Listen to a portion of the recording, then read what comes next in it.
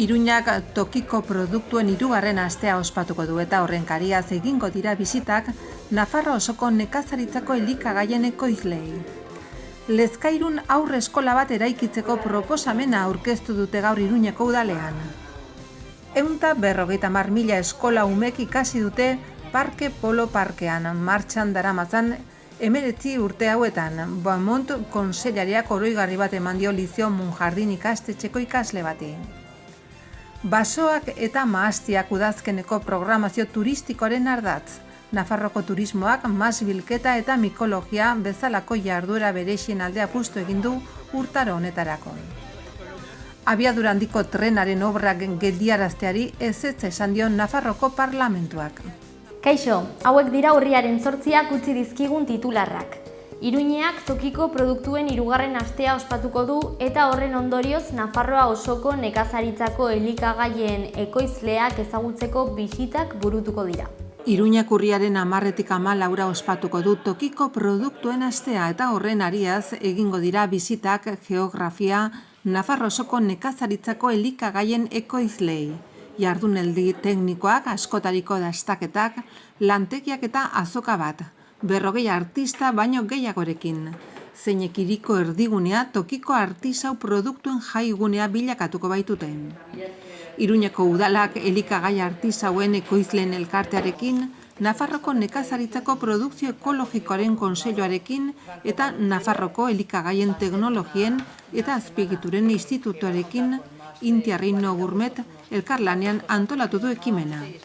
Toki produkzioaren kalitatea eta horrek egitura sozial eta ekonomikoan duen garrantzia aldarrikatzeko. Tokiko ekonomia jasangarriko zinegotzi ordezkaria Patricia Peralesek programa honen 3. edizioa aurkeztu du. Nafarroko nekazaritzako produkzio ekologikoaren kontseiluko ordezkari Franco Maluzelli Brunorekin, Inti Reino Gourmeteko ordezkaria Juanma Intxaurrandietarekin eta elikagai artisauen ekoizleen elkarteko ordezkari Jesus Orduñarekin. Programa osoa webikoitza pamplona.es produkto lokal konsultatu alda. Ekimen honen helburua da ikusgarri egitea eta balioeste ala tokiko produktuak da ekoizlen lana nola oroar tokiko ekoizpenaren inguruko filosofia eta hori hainbat arrazoi direla medio. Jasangarritasunari eta elikatzeko aztura osasungarrei egiten dien ekarpenerengatik. Halako jakien kalitate egiaztatuarengatik eta Iruñako zein foru komunitate osoko ekonomiaren eragile izakiagatik.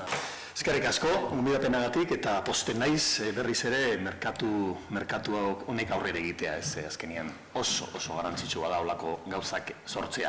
Ni oraintxe egon naiz beste bilera batean, kluster agroalimentario deitzen den bilera batean, Agrifood, eta egin da azterketa bat Nafarroan pixkat ze estrategia edo jarraitu berden nekazaritza edo bultzatzeko. Eta hor ateratzen dira beste gauze batzuen artean, atzaten dira bi ardatz oso importanteak Nafarroak indarra duen ardatzak. Bat ekologikoa, produktu ekologikoa, eta bestea gourmet deitzen den produktua. Feria hontan bi horiek juntatzen ditugu. Beste aldetik, harrigarria badirudi ere, datorren igandean badoaz Nafarrotik Mexikora, hemengo kalitatezko produktuak erakustera, eta mexikanoei saltzen saiatzera, eran egune ondo nintzen Baskulinari Zenteren Donostian eta Bilbon ze azaroan joango gara bi tokietara Nafarroko kalitatezko produktuak erakustera, hainbeste mugituta etxean ere erakutsi beharko ditugu, ez? Orduan, horregatik niretzat oso importantea da bertako dibertsidadea, bertako kalitatezko produktuak kanpoan ere bai, nola ez lehendabizi etxetik hasita, ez batez ere etxetik hasita erraxagoa delako ekoizle txikientzat. Ekoizle txikiak behar bada urruti ezin dira joan, bertan aukera daukate ez. Orduan, honek ematen digu aukera bertako jendeak, bertako produktua baloratzeko, ze normal, guk askotan esan dugu kalitatezko produktu baten onurak komunikatzeko, komunikatzaile onena ekoizlea dela. Eta hor sortzen den konplizidadea edo komunikazio horrek ematen diola produktuari balio gehiago. Azkenean ekoizleak kontatzen ditu produktu horren atzean dauden historiak, relatoak, kontuak. Nola ekoiztu den, non, ze ganadukin, ze belarrekin. Orduan oso importantea da dudario komunikazioa minio baita ere, aipatzekoa da baita ere, posten naizela hostelaritza eta ostatuak eta tabernak eta restauranteak ere pixka bat konplizeak izatea eta beraiek ere bultzatzea produktu honen edapena edo. Eta inkorporatzea beraien menuetan, ez? Eta nola ez, experiencias otoñales con sabores cromáticos, subtitulo polita, ez? Horrek ematen du, udazkenaren itxura, kromatismoa, dibertsitatea, nola ez, azkenian, horrek ematen digulako izugarrizko aberastasuna, ez? Gaur Iruñeko udaletxean Lezkairun haur eskola bat eraikitzeko proposamena aurkeztu egin da. Lezkairun eraikiko den haur eskola berriaren inguruko informazio eman du gaur prentsaurrekoan Iruñeko udalak. Zentro berriak 1009 metro kuadro izanen ditu, eta bertan 114 ume hartzatzeko prestatua egonen da. Proiektuaren oinarriak ezagutzera eman dira eta zentroa 2020-2021 ikasturterako martxan egotea espero da. Dugu haur eskola berri baten proiektuaren lizitazioa. Haur eskola Soto Lezkairun kokatuko da, 0-3 bitarteko haurrentzat zuzenduta dago, jardunaldi erdiko, jardunaldi osoko eta eskola familiarra zerbitzu berria eskainiko ditu. 1,9 milioiko aurrekontua izango du. Osotara, 222 haurrentzat zuzendutako eskola izango da, eta gutxi gorabehera 2000 metro karratu izango ditu kanpo eta barne espazioak gehituz. 14 hezitzaile lan egingo dute, hori da prebisioa. Martxan daraman 19 urteetan Parke Polo parketik 150.000 ume pasa dira. Liceo Monjardin ikastetxeko ikasle batek oregarri bat jaso du Beaumont kontseilariaren eskutik. Lehendakaritzako Funtzio Publikoko Barneko eta Justiziako Kontseilari Maria Jose Beaumont Parke Polo parkean izan da.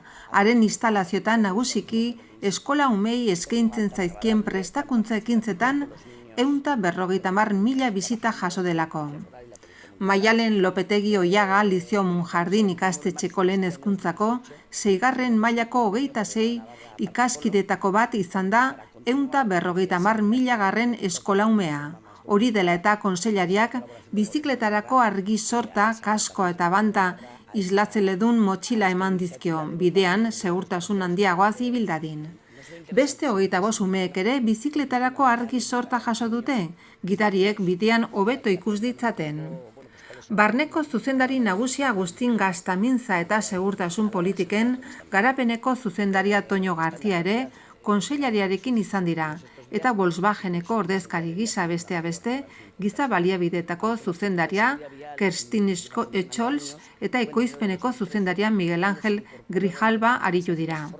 Parke Polo Parkeko koordinatzaile Estefania Santosek bertako ereduaren eta jardueraren aurkezpen egin die bi taldei. Adierazi duenez, Foruzaingoa eta Iruñeko Udaltzaingoa trebatzen dituzte. 1989an zabaldu zen bide hezkuntzako prestakuntza programak garatzeko. Haien barruan jarduera teoriko eta praktikoak antolatzen dira. Mugikortasun jasangarria sustatzeko eta zirkulazio arauak ezagutarazteko. Volkswagen Navarrak lagatako 20.320 metro karratuko lur zati batean dago eta Nafarroko gobernuaren laguntza du. Hain zuzen ere aurtengo martxoren batan, Parke Polo Fundazioaren eta Lehendakaritzako Funtzio Publikoko Barneko eta Justiziako Departamentuaren arteko lankidetza hitzarmena berritu zen, 2013-2020 aldirako, bide segurtasuneko Nafarroko estrategiako hezkuntza eta trebakuntza jardueren barruan. 19 urteotan nagusiki 3 eta 5 urte bitarteko 150.000 eskola umek aurten 7.715 hartu dute parte parkearen hezkuntza programa eta ekintzetan. Eskola umeentzako jarduerek ez ezik beste programa batzuk ere garrantzi handia dute, hala nola Juntos nos movemos izenezkoa. Iraian desgaitasuna duten personei zuzenduta egonda eta aurten 488 parte hartzaile izan ditu. Aipatzekoa da baitere prestakuntza jardueretan berriztu hezkuntza elkarterekin elkarlanean aritu dela, bide segurtasuneko arau hausteak egin dituzten adingabei orduak egiten uzteko. Adingabe arau hausleak irakasle bihurtzen dira eta beste ikuspegi batetik egiten diote aurre errealitateari.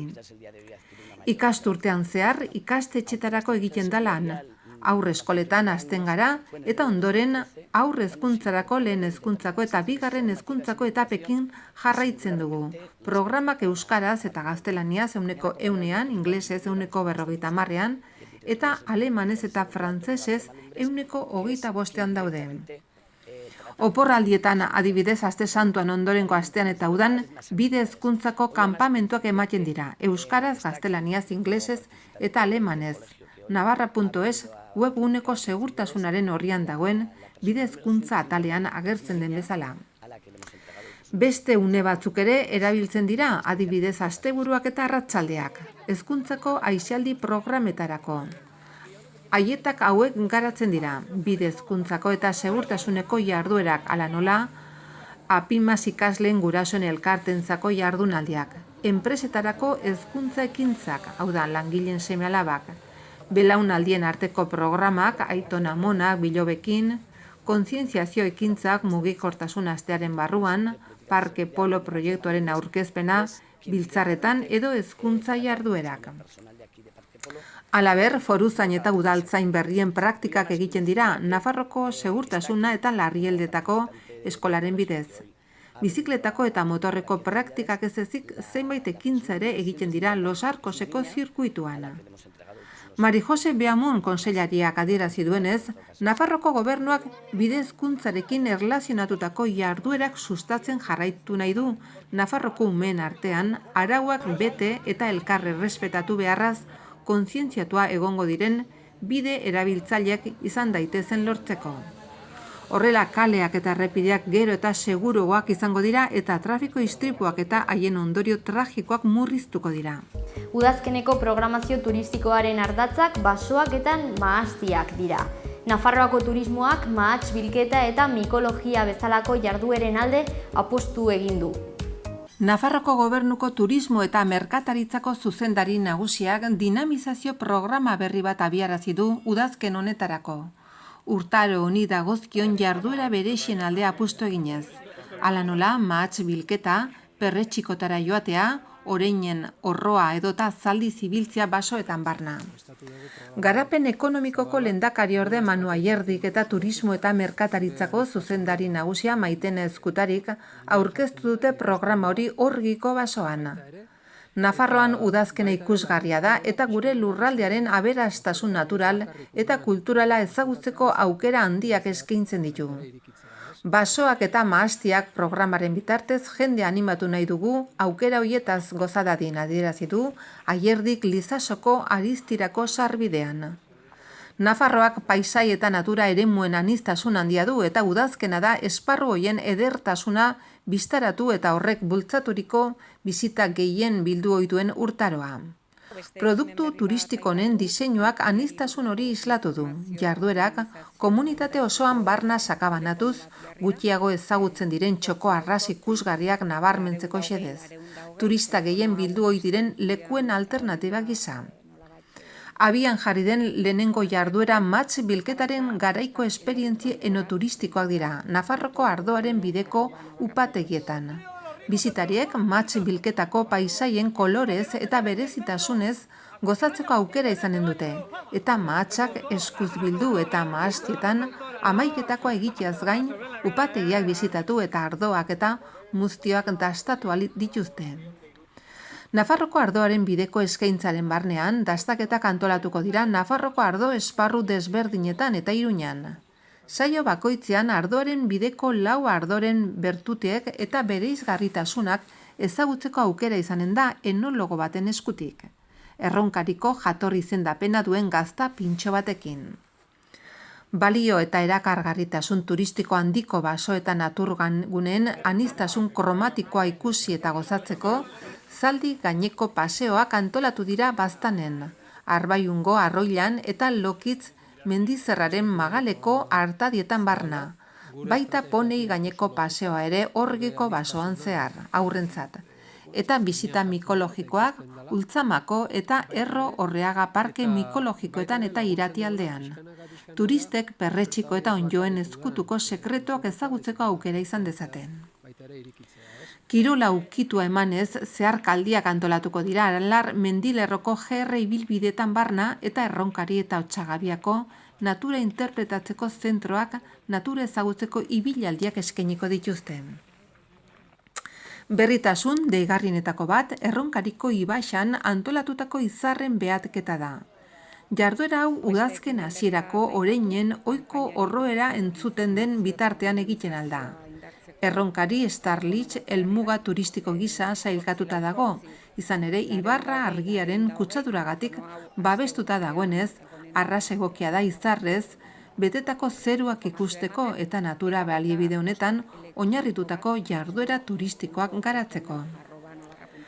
Gure komunitateko baso eta mahastien balio aldarrikatzeko ekimen honen osagarri gisa, Nafarroko turismoak lehenbiziko Nafarroko argazki rallia antolatu du.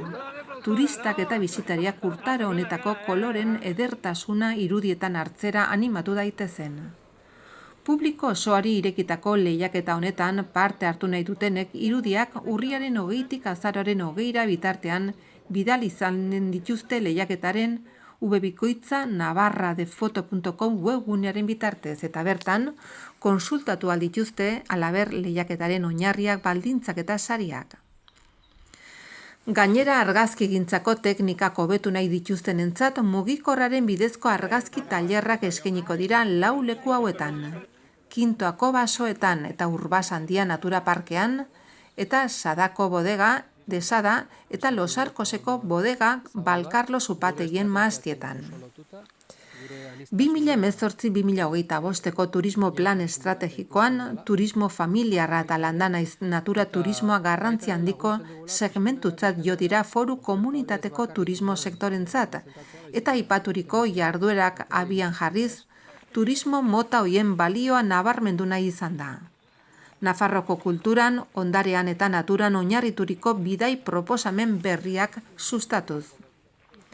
Azkenik, aurrera jarraituko dute bizikletaz eta oinez, turismo eta merkataritzako zuzendaritza nagusiak ekainan abian jarri zituen paseoak gidatuak.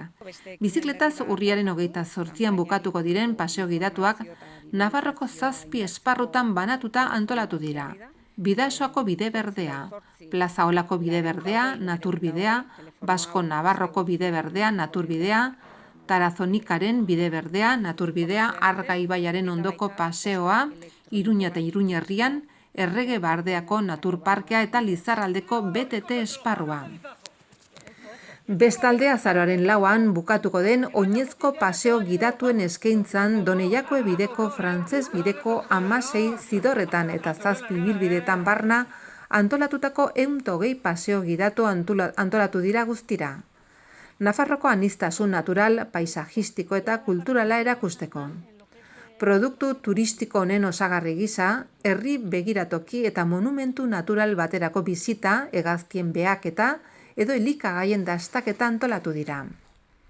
Proposamen hauek alaber turismo plan estrategikoari atxikita daude, ibilbide eta bidezidor historiko eta tradizionalen eskaintza sustatzea eta natur eremuetako turismoa bultzatzea dira planaren helburuetako batzuk, beti ere tokian tokiko ezaugarriak eta beharrak errespetatuz.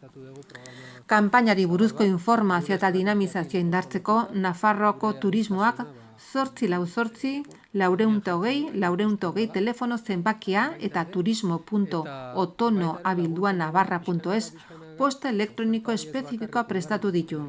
HTaren obrak geldia arazteari ezetz esan du Nafarroako parlamentuak. Nafarroko parlamentuak ez du onartu abiadura handiko trenaren obrak geldiaraztea eskatzeko EH Bilduk aurkeztutako mozioa. Geroa bai, UPN, PSN eta Partido Popular Navarraren ezezko botoa jaso du mozioak. EH Bilduk, Ahal Duguk eta Ezkerra berriz babestu egin dute. Adolfo Araizek mozio bidez eskatu nahi zion Nafarroko gobernuari eskatzi zaion, Espainiako gobernuari Alesbes eta Faltzes arteko lanak geldiaraztea eta beste esleipenik ez egitea bideragarritasun azterketa bat egin aurretik. Araizek nabarmendu du kontuen Europako auzitegiak argi uzten duela sistema ez dela eraginkorra. Beste aukera batzuk aztertu behar direla ere adierazten du. Izan ere, abiadura handiko trenaren eraikuntza lanetan kilometro batengatik 25 milioi euro xahutzen dira. Hausnarketa behar dela uste du, EH Bilduk azpiegitura horrekin segitu aurretik eta lanak geldiarazteko eskaera egin du beste behin. Ildo horretatik abiatu dira Alduguren eta Ezkerraren hitzartzeak ere. Biek nabarmendu dute beharrezkoak ez den azpiegitura erraldoi baten aurrean gaudela eta aurretik egin beharreko lanak egin gabe daudela. Ohartarazi dute kaltea baino ez dituela eraginen. UPN, PSN, PPek eta Gero Abaikan jarrera bera hartu dute. Abiadura handiko trena estrategikoa dela adierazi dute eta korridore gisara kontuan hartuta onuragarria izanen delakoan daude. Lau alderdi horiek EH Bilduren mozioaren aurka egin dute. Argudiatuta hasteko Europako kontuen auzitegiak ez duela zalantzan jartzen abiadura handiko azpiegitura bera, baizik gomendio zenbait egiten dituela. Adifek trenen azpiegituren administrazioak iragarri du ikerketa bat eginen duela aztertzeko abiadura handiko trenak zer nolako eskaria izanen lukeen jakiteko. Euskal Autonomia Erkidegoko Y-koa eta Mediterraneoa lotzen dituen zatiaren ikerketa lana izango da. Guztira, 2 urteko epean. 428.000 euro izanen dituzte Tipsa eta SIT konpainiak espezializatuek lan hori egiteko. Nafarroari eraginen lioken azterketa lana da Adifek iragarri berri duena izan ere, Eusko Alderdi Erkidegoko Y-koa eta Mediterraneoko zati Nafarroatik pasako litzateke. Oraingoz, mai gainean 2 aukera daudela jakina da. Lehena, Gasteiztik lotura eginen litzatekena Iruñarekin eta bestea Ezkiotik Igaroko litzatekena. Merkatuko ikerketa lana izanen litzateke eta aztertuko lituzke abiadura handiko trenaren eskaera desberdinen aukera guztiak, zer nolako bidaiariak izanen dituzken, zer nolako perfila izanen luketen sozioekonomikoki adibidez, zer nolako mugikortasun beharrak dauden eta bidaiak zer dela eta eginen lirateken. Zenbatero eginen lituzketen bidaiak eta beste. Eskaintza eta eskariaren arteko azterketa lana ere izanen da eta korridore guztiari eginen dio erreferentzia ikerketa lan honek. Europako kontuen auzitegiak ekainean argitaratu zuen txostenean hain zuzen ere hori da faltan botatzen zuena. Ikerketa lanik ez egokia abiadura handiko trenaren bideragarritasunaz, errentagarritasunaz eta beharraz. Zerua lainotsu edo oso lainotsu egongo da, arratsaldean lainoak gutxitu egingo dira. Zaparrada txikia botako ditu goizean goiz, ipar eta ipar-ekialdeko haize ahul bizia ibiliko da, temperatura gutxi igoko da.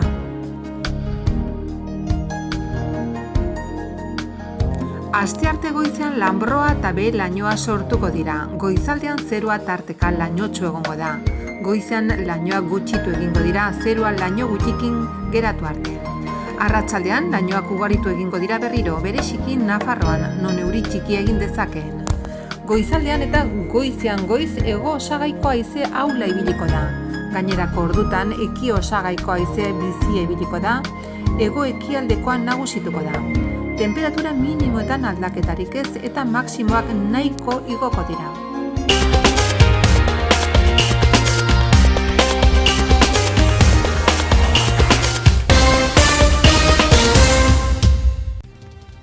Iruñak tokiko produktuen 3. astea ospatuko du eta horren kariaz egingo dira bisitak Nafarro osoko nekazaritzako elikagaien ekoizleei. Lezkairun aurre eskola bat eraikitzeko proposamena aurkeztu dute gaur Iruñeko udalean. 150.000 eskola umek ikasi dute Parke Polo Parkean, martxan daramatzan 19 urte hauetan. Beaumont konsellariak oroigarri bat eman dio Lizio Munjardin ikastetxeko ikasle bati. Basoak eta mahastiak udazkeneko programazio turistikoaren ardatz. Nafarroko turismoak mas bilketa eta mikologia bezalako jarduera berexien aldea apustu egin du urtaro honetarako. Abiadura handiko trenaren obrak geldiarazteari ezetz esan dio Nafarroko parlamentuak.